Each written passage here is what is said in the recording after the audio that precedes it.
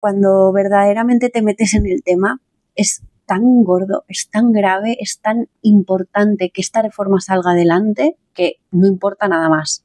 De verdad, es que nos va la vida en ello. Hay muchas vidas en juego, te lo digo de verdad, porque son vidas destrozadas. Hay adolescentes, especialmente los más vulnerables de los que hemos hablado, que tienen una situación que verdaderamente necesitan de la protección de la administración. El tema es tan gordo que no cabe otra cosa. No, al revés, lo defiendo con mucho orgullo, con mucha convicción y ojalá y salga bien.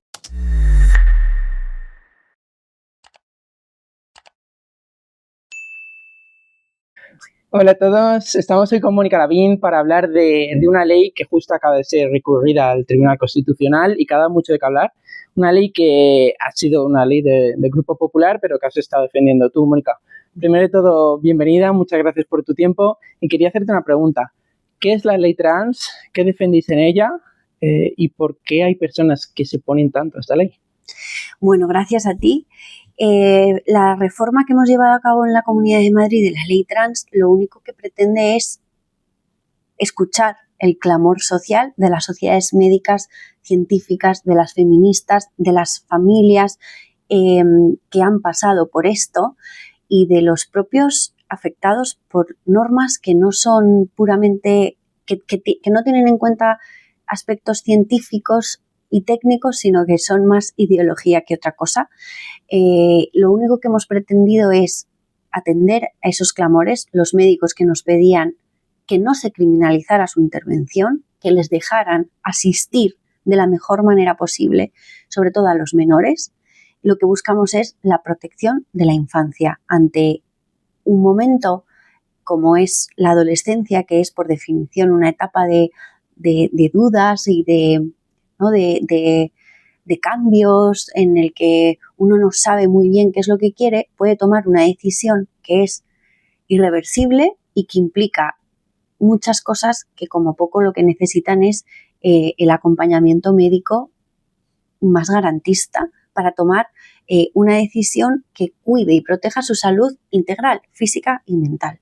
Hay algo que está causando mucha polémica, creo que es sobre lo que está girando no todo, porque han recurrido varios artículos, han criticado varios artículos, pero lo que más se critica es que un menor no puede decidir por sí mismo.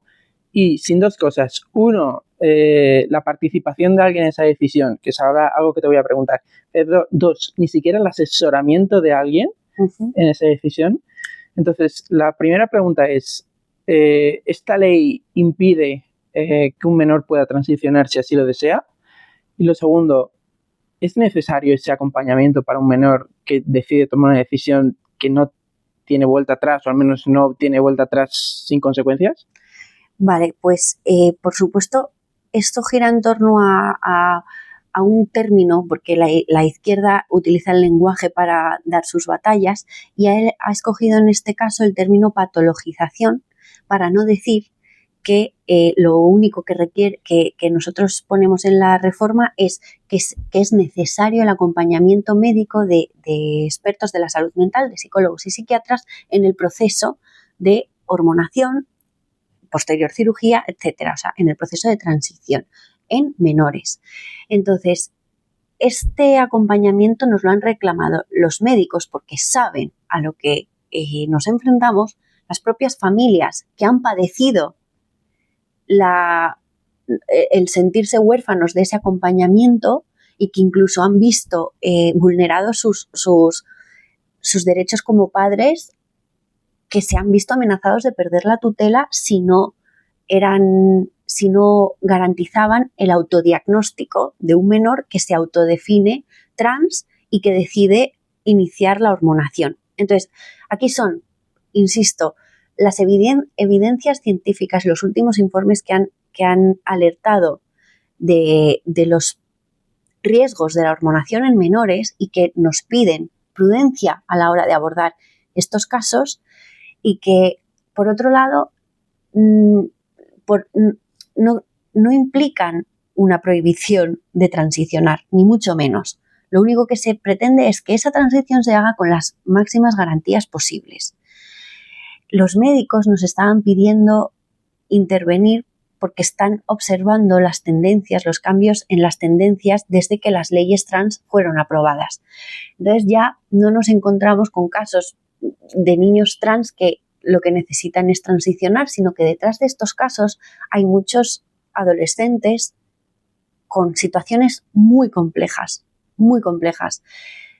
No lo digo yo, lo dicen los estudios. Hay un elevadísimo número de menores, cada vez son más niñas que quieren transicionar a niños, que toman esa decisión o piensan que eso es lo que quieren hacer cuando, si no inician el tratamiento, por cierto, desisten de la idea. Es decir, está demostrado que un elevadísimo número de adolescentes que dicen querer transicionar y no lo hacen, acaban desistiendo, lo cual ya es lo suficientemente alarmante como para decir, como dicen los médicos, primero, espera vigilante, espera atenta antes de intervenir en un proceso que, como decimos, es irreversible. Y por otro lado, lo único que hace es garantizar que esa decisión sea, que esa decisión, si finalmente es la que se tome con todas las garantías, pero no dejándonos por el camino los casos que subyacen a esas decisiones, que son, en un elevadísimo porcentaje de ellos, tenemos casos de abusos sexuales. Son niñas principalmente que han sufrido un abuso y por lo tanto rechazan su sexualidad, rechazan su cuerpo. Pero no es que quieran ser hombres, es que no quieren ser mujeres. Pero nadie te viene de primeras y te cuenta que ha sufrido o que ha sido víctima de un abuso. Eso solo nace del acompañamiento psicológico. Por eso reivindicamos la importancia del acompañamiento. Hay un elevadísimo casos de niñas, también niños, pero sobre todo niñas que son lesbianas y no lo saben o no lo entienden así, o lo rechazan, o su entorno lo rechaza y por eso piensan que no es que sean lesbianas, es que son hombres. Hay muchos casos de niñas que manifiestan disconformidad con su sexo, con su cuerpo, porque tienen algún tipo de trastorno alimentario. Poco después de aprobar la reforma me escribieron unas madres y me dijeron: hemos sabido que se ha paralizado una doble mastectomía de una chica que tiene trastorno de la conducta alimentaria y además tiene altas capacidades. Es decir, hablamos de una situación muy compleja por muchas cosas, pero ninguna de ellas es verdaderamente creo que necesitas cambiar de sexo, y estaba a punto de hacerse una doble mastectomía. Eso no tiene vuelta atrás. Y eso tenemos que, como poco, hacer que sea lo más garantista posible.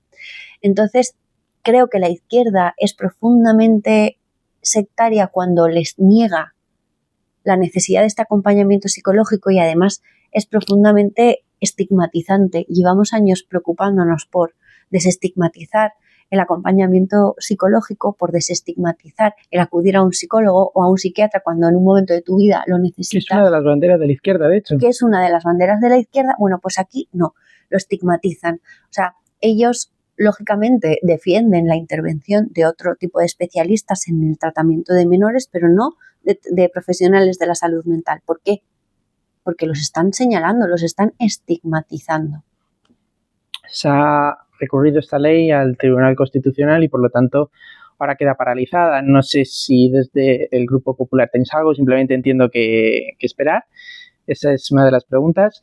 Y la segunda, la mayor duda que tengo yo, y a lo mejor no me la puedes responder tú, pero sí quería preguntártelo al menos, es ¿por qué se oponen tanto a que al menos un menor tenga acompañamiento? Entonces, más allá de lo que hay en el pleno, que a veces es la lucha política con una cámara grabándote y hay personas que pues cambian su discurso, o ante los medios donde os atizan mucho. ¿Te has sentado con alguien de la oposición, ya sea el PSOE o Más Madrid, a hablar sobre esta ley, a defenderla? Porque creo que no solo por lo que estamos hablando ahora, sino por otras veces que hemos hablado, te he visto, creo que quien se siente 5 minutos contigo sabe que de verdad crees en ello, sabes que de verdad es algo que te preocupa. ¿Te has sentado con alguien del Partido Socialista o de Más Madrid para hablar sobre esta ley fuera de cámaras? ¿Te han podido contar ellos qué piensas o les has contado tú por qué crees en esta ley? A mí me pasa exactamente igual que a ti. Me gustaría entender por qué y en nombre de qué alguien se puede negar a proteger a la infancia.